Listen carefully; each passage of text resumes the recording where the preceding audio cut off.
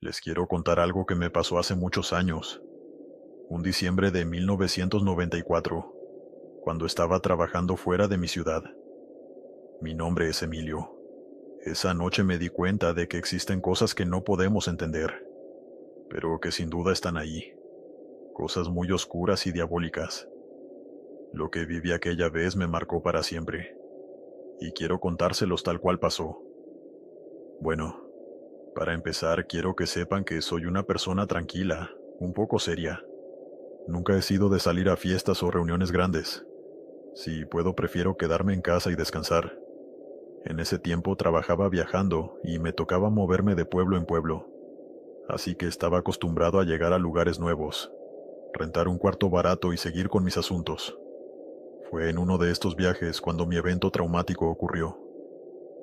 Era diciembre de 1994, temporada de posadas, y yo llegué a un pueblito por cuestiones de trabajo. El lugar era bonito, típico de provincia, con calles empedradas y casas antiguas. Había conseguido rentar un cuarto en una vecindad un poco vieja pero tranquila.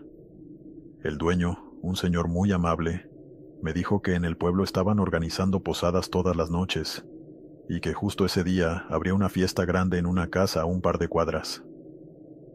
Me invitó, pero yo estaba cansadísimo después del viaje. Solo quería darme un baño y dormir temprano. Esa noche la vecindad se quedó vacía porque todos los vecinos se fueron a la posada. Apenas cayó la noche, el lugar quedó completamente oscuro y en silencio, salvo por los ruidos lejanos de las fiestas navideñas.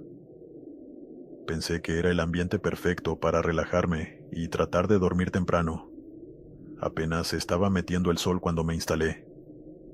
El lugar era sencillo: una cama, una mesa pequeña, un lavabo y poco más.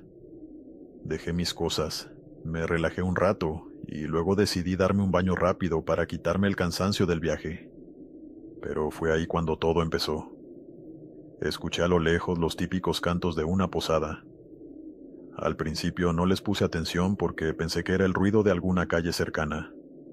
Pero conforme pasaron los minutos, esos cantos parecían acercarse más y más, como si la gente estuviera caminando directo hacia la vecindad.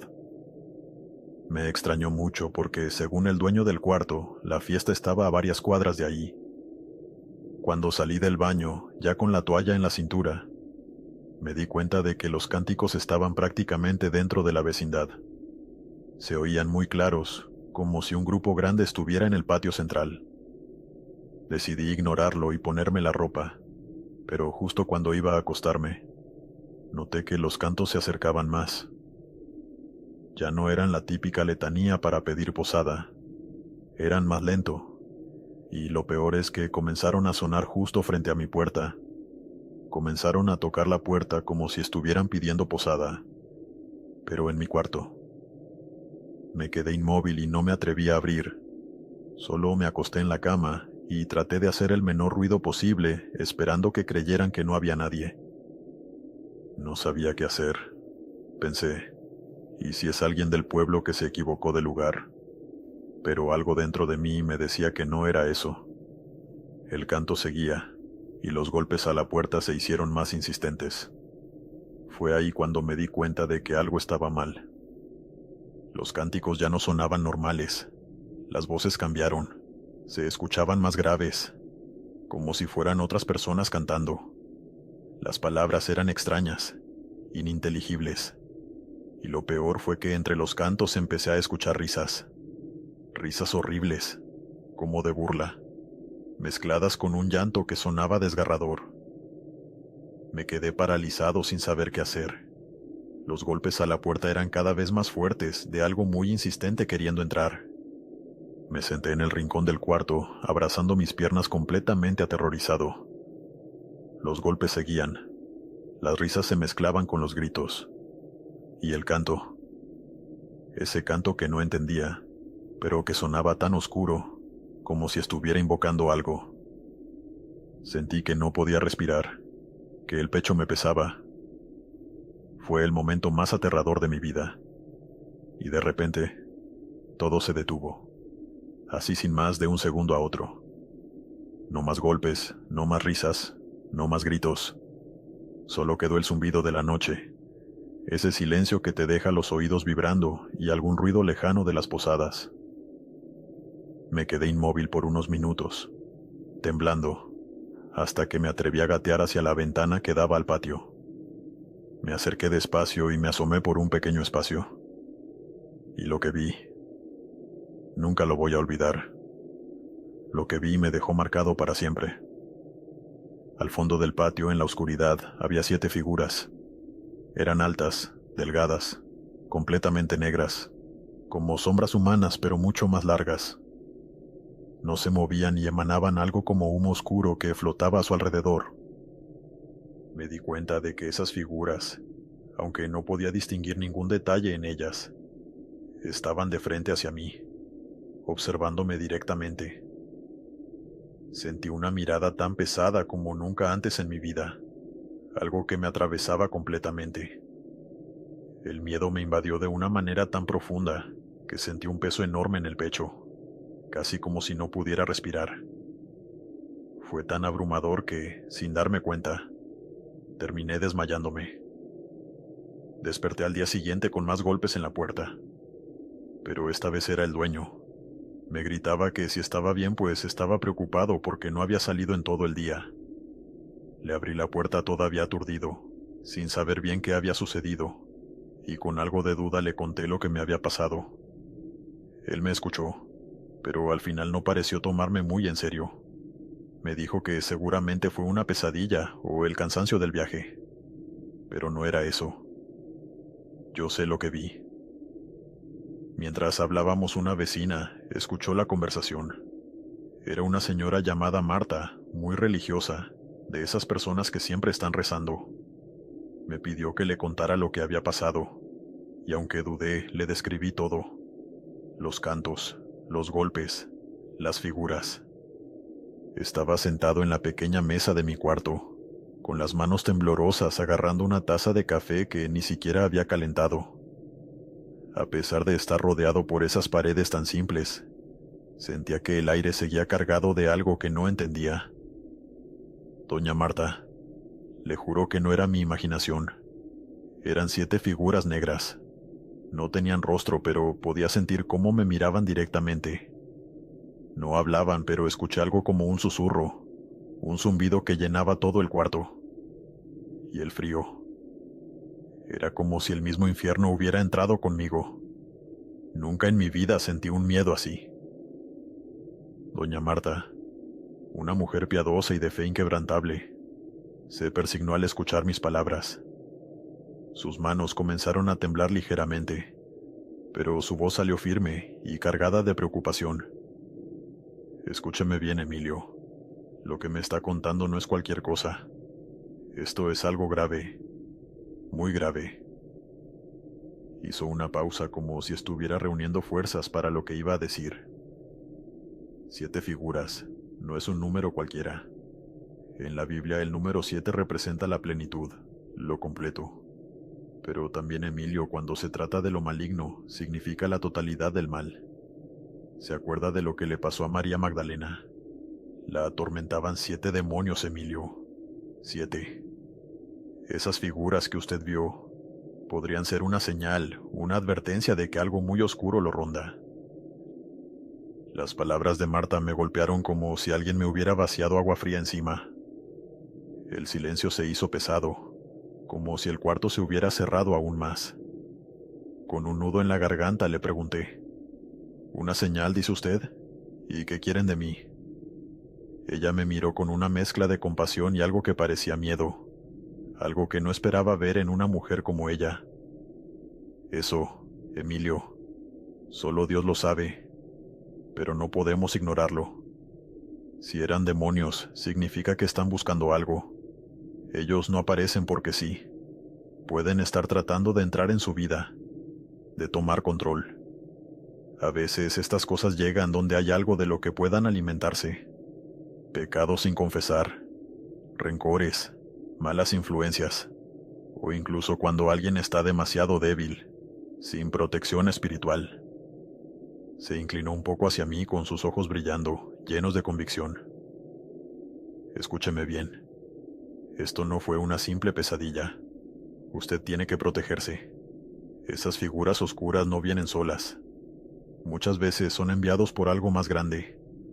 Algo que quiere destruirnos desde dentro. Usted debe rezar, arrepentirse y pedir perdón si ha hecho algo que los atraiga.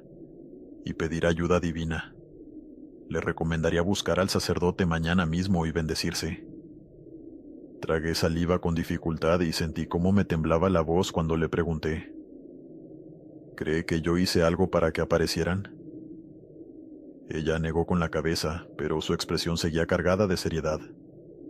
No lo sé, Emilio, pero ellos siempre buscan una entrada. Le voy a decir algo que está en la Biblia. Mire, en Mateo 12, 43, 45, menciona que cuando un espíritu inmundo sale de una persona, vuelve con otros 7 peores que el primero, si encuentra la casa vacía. ¿Sabe qué significa eso? Que si su alma está desprotegida, ellos pueden regresar. Usted tiene que asegurarse de que su casa, su corazón, su mente, su vida, esté llena de Dios. Doña Marta se levantó y colocó su mano sobre mi hombro. Voy a rezar con usted esta noche, pero esto no puede quedar aquí. No tome a la ligera estas cosas. Lo que usted vio no era de este mundo. Mientras comenzaba a orar con una fe que se sentía en cada palabra, yo me quedé ahí, intentando asimilar todo. El miedo seguía ahí, pero ahora era diferente. Era más profundo, más pesado, porque no podía sacarme de la cabeza lo que ella había dicho. Esas sombras que me visitaron no eran solo espectros. Eran algo más oscuro y diabólico. Algo que, tal vez, todavía no había terminado conmigo. Doña Marta rezó conmigo durante un buen rato esa noche. Su voz temblaba un poco, pero no dejaba de sonar fuerte y decidida. Yo seguía sintiendo un peso enorme en el pecho, como si algo oscuro todavía estuviera rondando por ahí. Pero sus oraciones lograron darme un poco de calma. Antes de despedirse, me tomó de las manos y me dijo: no deje que el miedo lo paralice. Mañana mismo hable con el Padre. No lo deje pasar. Y cuando regrese a su casa, lleve la bendición con usted. Esa noche apenas dormí, pero al día siguiente, bien temprano, fui a buscar al sacerdote. Llegué a la iglesia del pueblo con un nudo en la garganta, casi sin saber cómo explicar lo que había pasado. Por suerte, el padre era un hombre amable, de esos que no te juzgan ni se burlan. Me escuchó con atención, sin interrumpirme, mientras le contaba todo: los cantos, los golpes, las figuras en el patio. Cuando terminé, me miró fijamente y me dijo: lo que vivió no es algo común, pero recuerde, Emilio, que el mal solo puede entrar si lo dejamos. Usted hizo bien en buscar ayuda. El padre me llevó a un rincón de la iglesia donde tenía agua bendita. Primero oró conmigo, pidiéndole a Dios que me protegiera y que cualquier cosa que estuviera rondándome fuera alejada. Después bendijo una cruz pequeña y me la dio diciendo: llévela siempre con usted, que sea su escudo contra cualquier sombra. Por último, me ofreció ir al cuarto donde estaba hospedado para bendecirlo también. Acepté sin dudar. Regresamos a la vecindad, y aunque ya era de día, el lugar seguía sintiéndose extraño. El padre bendijo cada rincón del cuarto con agua bendita y rezos. Mientras lo hacía, yo no podía dejar de mirar hacia la ventana que daba al patio. En mi mente seguían esas figuras negras, paradas allí, como si todavía me estuvieran observando. Pero esta vez, con el padre allí, sentí un poco de esperanza. Antes de irse me miró con seriedad y me dijo: no permita que el miedo lo aleje de la luz. Regrese a su casa, Emilio. Descanse y no olvide rezar. Esa misma tarde tomé mis cosas, pagué el cuarto y me fui del pueblo. En el camino de regreso, mi mente estaba llena de pensamientos, pero sobre todo de una pregunta que no podía dejar de hacerme. ¿Por qué a mí? No sé si alguna vez tendré una respuesta. Lo único que sé es que esa experiencia me cambió para siempre. Desde entonces no vuelvo a estar solo en un lugar extraño, y siempre llevo conmigo la cruz que me dio el Padre. Hoy, en mi casa, cada vez que se acercan las fechas decembrinas, no puedo evitar recordar esa noche. Rezo con más fuerza, esperando que esa visita diabólica nunca vuelva a mí, y agradezco estar vivo para contarlo. ¿Qué piensan ustedes? ¿Creen que esas figuras fueron una advertencia o algo más? ¿Qué harían si les pasara algo parecido? Me encantaría saberlo, porque incluso ahora sigo buscando respuestas. Continuamos. ¿Alguna vez te ha pasado que algo tan normal y rutinario termina siendo algo que no puedes olvidar? Bueno, eso me pasó en una de las posadas de mi pueblo, de esas que todos esperan con emoción, y en las que nunca pasa nada fuera de lo común. Pero esa noche fue diferente. Algo raro pasó, algo que aún no entiendo del todo, pero que a veces, cuando camino por las mismas calles, me viene a la mente y me hace voltear por si acaso. Mi nombre es Raúl, y esto pasó en diciembre de 2017, en la tercera posada del pueblo. Esa noche estaba fría, pero no importaba porque el calor de las velas y el ánimo de todos siempre lo hacía especial. Nos reunimos como siempre en la plaza principal donde se organiza la procesión. Las calles empedradas y las casas decoradas con luces y farolitos hacían que todo se viera mágico, como sacado de una postal. Éramos unas 30 personas, entre niños, jóvenes y adultos. Yo iba con mi hermana y mis primos, listos para cantar y disfrutar. Comenzamos a caminar con las velas encendidas, cantando en el nombre del cielo. Los niños corrían adelante, los adultos cuidaban que nadie se tropezara, y todo parecía normal. Bueno, al menos al principio. Después de pasar la primera calle, algo raro empezó a sentirse. Alguien dijo que escuchaba un eco extraño de nuestros pasos, como si alguien más estuviera detrás del grupo. Pensamos que era algún rezagado que había llegado tarde, pero al voltear no vimos a nadie. Todos estábamos ahí, así que lo dejamos pasar. Seguimos avanzando, pero ese eco, o lo que parecían pasos extra, no desaparecieron. Eran diferentes a los nuestros. Eran pisadas más pesadas, como de una persona muy grande y pisando con fuerza. Cada vez que nos deteníamos para cantar frente a una casa, los pasos también se detenían, y cuando empezábamos a caminar de nuevo, ahí estaban otra vez, siguiéndonos. Al principio nadie decía nada, pero podía sentir algo raro creciendo en el grupo. Algunos niños incluso empezaron a agarrarse de las manos de sus papás, como si también sintieran la vibra pesada que se sentía. En un momento decidimos detenernos en seco, todos al mismo tiempo, para escuchar bien. Y ahí fue cuando lo confirmamos. Los pasos no eran de ninguno de nosotros, porque se escucharon claramente avanzando un par de metros después de que todos nos habíamos detenido. Fue un sonido seco como de alguien pisando fuerte sobre el empedrado. Algunos miraron hacia atrás, pero no había nadie, solo la calle vacía. La procesión continuó, pero el ambiente ya no era el mismo. La gente seguía cantando, pero lo hacían más bajo, como si no quisieran llamar la atención. Mientras caminábamos, las velas empezaron a parpadear, como si un viento repentino, pero que no se sentía, estuviera tratando de apagar las llamas. No hacía viento, lo recuerdo perfectamente, pero las velas parecían apagarse solas, y luego encenderse de nuevo. Cuando llegamos a la penúltima casa donde la calle empedrada había terminado, y quedaba un tramo de terracería, una señora mayor, doña Rosa, nos dijo algo que nos dejó paralizados. Señaló el suelo y dijo: «Miren las huellas». Todos volteamos, y lo que vimos nos dejó sin palabras. En la tierra húmeda, junto a nuestras huellas normales, había otras marcas. No eran de zapatos ni de pies descalzos. Parecían garras, largas y profundas, como si algo hubiera estado caminando entre nosotros. Alguien trató de dar una explicación diciendo que tal vez era un perro, pero no había forma. Las marcas eran demasiado grandes y estaban alineadas como si fueran de algo que caminaba erguido. La tensión y la vibra se tornaron aún más pesadas y oscuras. Algunos sugirieron regresar, pero otros insistieron en que teníamos que terminar la procesión. Así que seguimos adelante, aunque con más miedo que ganas.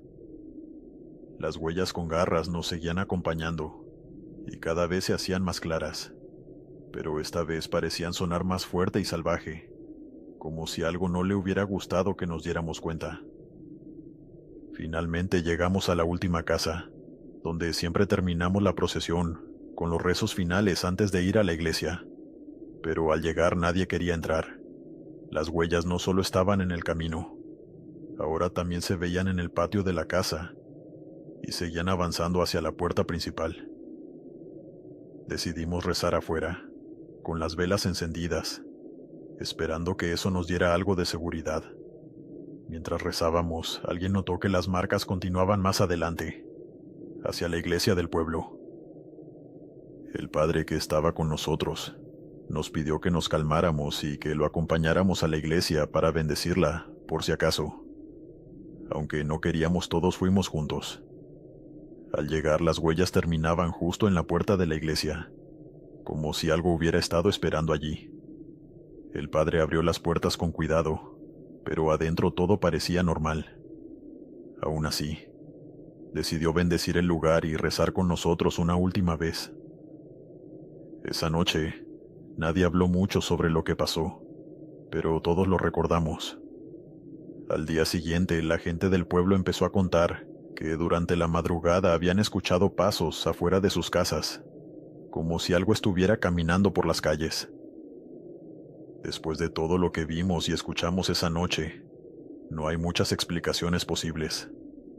Las huellas, los pasos, el ambiente tan pesado. La mayoría de los vecinos llegó a la misma conclusión. Esa noche el diablo estuvo en nuestro pueblo. Caminó entre nosotros, entre las calles empedradas y nuestras velas, como si nos estuviera observando, esperando algo. Es una idea que me sigue dando escalofríos porque cuando piensas en eso, entiendes que no estábamos solos, y lo que nos acompañó no era algo bueno. Dale me gusta y suscríbete si lo estás disfrutando. Continuamos. Buenas noches. Me llamo Toño y tengo 28 años. Vivo en un barrio típico de México, de esos donde las posadas en diciembre son la tradición más esperada. Aquí todos nos conocemos y cada familia aporta algo. Unos el ponche, otros los tamales. Y claro, no puede faltar la piñata. Lo que les voy a contar pasó hace un par de años en una de esas posadas. Y de verdad, todavía me tiene sorprendido lo que sucedió. Fue algo que parecía una simple fiesta como todos los años, pero terminó siendo una noche que nadie ha podido olvidar. Ese día era nuestra posada número 7 del barrio. Como siempre nos juntamos en la casa de los Ramírez, porque tienen un patio grande donde cabemos todos. Llegamos temprano a decorar con luces, las típicas series navideñas, el nacimiento, y colgamos la piñata de estrella en el centro del patio. Era una piñata tradicional, de esas grandes de colores brillantes, y la llenamos de dulces, cacahuates, naranjas y algunas bolsitas con juguetes pequeños. Todo pintaba para ser una noche perfecta. Ya saben cómo es una posada. Primero los rezos, luego la caminata pidiendo posada con las velitas encendidas, y al final, el convivio con comida y música. La piñata siempre es el momento más esperado, especialmente por los niños. Así que después de cantar los villancicos y repartir los vasos de ponche, llegó el momento de romper la piñata. Todos estábamos alrededor de ella, riéndonos y animando a los niños. Había una fila larguísima porque, ya saben, todos quieren su turno para poder romperla. Mientras un adulto sostenía la cuerda para moverla, los niños se turnaban con el palo y le pegaban con fuerza, aunque al principio no lograban romperla. Todo era risas y gritos de más fuerte, mientras los niños intentaban darle con los ojos vendados. Después de varios turnos ya estaba toda maltratada, con los picos colgando y el papel roto. Fue entonces cuando el más grandecito, un niño de unos 10 años, le dio el golpe final. La piñata se rompió y todos gritaron emocionados como siempre pasa. Pero aquí es donde las cosas empezaron a ponerse raras. Cuando la piñata se rompió, en lugar de caer los dulces y los cacahuates, lo primero que salió fue algo negro. Todos nos quedamos callados por un segundo, como intentando entender qué era. Al principio pensé que eran bolsas de plástico o algo que se había confundido con los dulces. Pero luego, cuando cayó al piso, me di cuenta de que eran aves. Unas aves negras, como cuervos pequeños, salieron revoloteando de la piñata. Pero lo más extraño era que estaban completamente quietos, como si estuvieran muertos. Hubo un momento de silencio total. Los niños, que estaban emocionados, de repente se quedaron horrorizados al verlos. Nadie entendía qué estaba pasando. Alguien se acercó para ver los pájaros y dijo que estaban frescos, pero no vivos, como si acabaran de morir. Todos empezamos a murmurar preguntándonos cómo era posible que esos animales estuvieran dentro de la piñata. Pero eso no fue todo. Mientras seguíamos por lo de los cuervos, algunos empezaron a notar que había un olor raro en el aire. Era como a humedad, pero más fuerte, como algo podrido.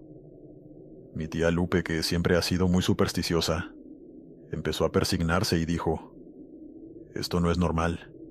Algo muy malo ocurre aquí». Los niños estaban asustados y algunos obviamente hasta comenzaron a llorar. Un par de adultos trataron de calmar la situación diciendo que tal vez algunos de los jóvenes habían hecho esa broma de mal gusto, pero ¿quién haría algo así? Nadie del barrio haría algo tan cruel, y mucho menos en una posada tan alegre como las que hacíamos. Entonces varios adultos nos acercamos a revisar la piñata más de cerca.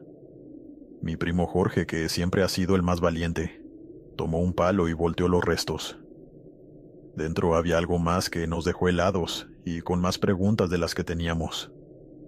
Unas figuras extrañas hechas con hilo rojo y pequeños pedazos de tela. Parecían como muñecos rudimentarios, y lo más raro era que algunos tenían alfileres clavados. Todo el mundo empezó a murmurar cosas como: «Esto es un trabajo de brujería», o «Alguien nos quiere hacer daño». El ambiente cambió por completo. Lo que había empezado como una fiesta en un ambiente tan alegre, ahora se sentía pesado y negativo, como si algo diabólico estuviera en el lugar. Mis tías comenzaron a rezar en voz alta mientras otros se llevaban a los niños adentro para calmarlos. Alguien mencionó que debíamos quemar todo lo que salió de la piñata, por si acaso.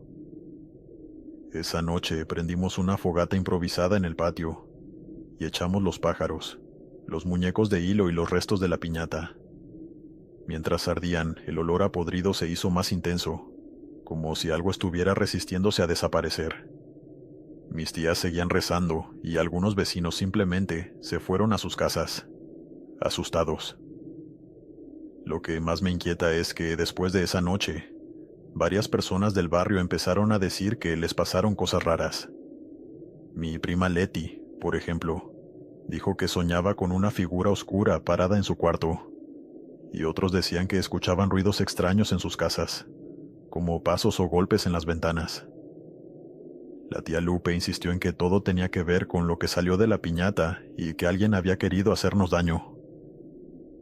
Yo no sé qué fue lo que pasó esa noche, pero no puedo dejar de pensar en la señora de la colonia de al lado, la señora Carmen. Ella siempre ha sido bien mal encarada, de esas personas que parece que viven enojadas con el mundo. La hemos visto pasar por nuestra calle, yendo hacia el mercado, y siempre lanza miradas feas, como si no soportara vernos conviviendo y pasándola bien en las posadas. Muchos en el barrio dicen que fue ella quien hizo algo a propósito, que le molestaba tanto vernos unidos y felices que decidió hacernos daño, incluso a los niños. Dicen que ella tiene fama de andar en cosas raras, específicamente magia negra, aunque nadie lo dice muy fuerte porque también les da miedo. Sea como sea, nunca pudimos probar nada, pero desde entonces todos en la colonia tenemos cuidado con nuestras fiestas. Ya no solo revisamos las piñatas, también intentamos que todo esté en orden y no dejamos entrar a nadie que no sea de confianza. ¿Qué piensan ustedes? ¿Creen que alguien podría llegar tan lejos como para hacerle daño a toda una comunidad por envidia o enojo? ¿Les ha pasado algo parecido en sus barrios o posadas? Déjenme sus comentarios, porque esta historia nos dejó con más preguntas que respuestas. Nunca descubrimos cómo llegaron esas cosas a la piñata. Sea lo que haya sido, esa posada quedó marcada en mi barrio. Continuamos. Hola, mi nombre es Enrique. Soy de un pueblito pequeño en México, de esos donde todo mundo se conoce y las tradiciones son sagradas, especialmente en Navidad. Siempre me han gustado las posadas porque además de los rezos y los villancicos, terminan en fiesta, con comida, ponche y hasta piñata. Pero hay una historia que me marcó hace algunos años, algo que pasó en una posada, y que hasta hoy nadie en el pueblo olvida. Se las voy a contar, no porque quiera asustarlos, sino porque es algo que todavía me hace preguntarme, ¿qué fue lo que realmente vivimos? Esto pasó hace como 5 años, era la última posada antes de la Navidad, la del 23. Ese día, como siempre, empezamos con las peregrinaciones por el pueblo, caminando con las velas y cantando para pedir posada. Todo iba normal, con los niños riendo y los adultos platicando mientras seguíamos el recorrido. El último punto de la posada era la capilla del pueblo, una construcción antigua que casi siempre está cerrada porque ya no se usa mucho, salvo para algunas misas especiales. La capilla tiene una campana grande en lo alto. Antes esa campana marcaba el inicio y el fin de las fiestas, pero desde hacía años ya no la tocaban porque la cuerda estaba rota y el badajo de la campana dañado. Nadie la había arreglado porque, según decían los más viejos, ya no hacía falta. Algunos incluso bromeaban con que si sonaba sola, sería una señal de que algo malo estaba por pasar. Yo nunca me lo tomé en serio, porque ya saben cómo son los rumores en los pueblos. Ese día llegamos a la capilla con la procesión. Las velas iluminaban la entrada, y los niños corrieron emocionados porque sabían que ya venía la piñata y el ponche. Entramos al patio, y ahí fue donde todo empezó a sentirse raro. No sé cómo explicarlo, pero el ambiente cambió de repente. Hacía más frío de lo normal y el aire estaba como pesado. Algunos adultos se miraron entre sí como si también lo hubieran notado, pero nadie dijo nada. Simplemente seguimos con el rezo, pero justo cuando estábamos terminando la primera oración, ocurrió algo inesperado. Se escuchó el primer toque de la campana. Fue un sonido fuerte, seco, que hizo eco en toda la capilla. Todos nos quedamos callados. Al principio pensamos que alguien estaba jugando una broma con alguna grabación, porque no había manera de que esa campana sonara sola. Unos hombres subieron a revisar, pero bajaron pálidos, diciendo que no había nadie arriba. La cuerda seguía rota como siempre, y eso fue lo que nos empezó a inquietar. Intentamos seguir con el rezo, pero la campana volvió a sonar, esta vez varias veces seguidas muy rápido. Era como si alguien la estuviera tocando con desesperación. El eco era tan fuerte que parecía llenar todo el patio, como si viniera de todos lados. La gente empezó a murmurar y algunos niños se taparon los oídos, porque el ruido era ensordecedor. Yo estaba parado cerca de la entrada y no podía quitar la vista de la campana. Cada vez que sonaba sentía como si algo dentro de mí se encogiera. De repente el padre, que estaba con nosotros, nos pidió que nos calmáramos y que siguiéramos rezando. Dijo que era un buen momento para pedir por el descanso de las almas, que aún rondaban el lugar. Eso nos puso más nerviosos porque nadie había hablado de espíritus antes. Los rezos continuaron, pero cada vez que alguien decía amén, la campana sonaba, como si estuviera respondiendo. Y no sé si fue mi imaginación, pero después de un rato, Los rezos comenzaron a sonar raros, como si hubiera una voz más grave mezclada con las nuestras. Las velas empezaron a apagarse solas, una por una. Alguien intentó encenderlas de nuevo, pero el aire no lo permitía. Todo quedó en penumbras, y fue entonces cuando empezaron los susurros. No sé quién los escuchó primero, pero de repente todos estábamos callados, mirando hacia la capilla.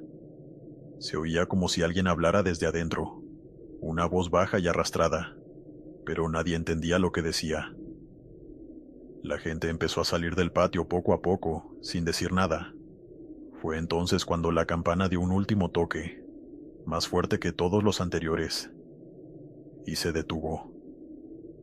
En el silencio que quedó, alguien gritó que el altar estaba vacío. Volteamos hacia el frente de la capilla donde estaba el nacimiento, y nos dimos cuenta de que la figura del niño Dios no estaba. Era imposible que alguien la hubiera tomado sin que nos diéramos cuenta. El padre, visiblemente alterado, nos pidió que nos reuniéramos en el centro del patio y que rezáramos con él. Dijo que lo que estaba pasando no era casualidad, que algo había entrado al lugar porque no lo habíamos protegido con la suficiente fe. Nunca lo vi tan serio. Rezamos con más fuerza mientras algunos adultos buscaban al niño Dios por toda la capilla. Al final lo encontraron en el suelo, cerca de la entrada, pero estaba roto. La figura estaba partida en dos y parecía quemada en algunas partes, como si hubiera pasado por fuego.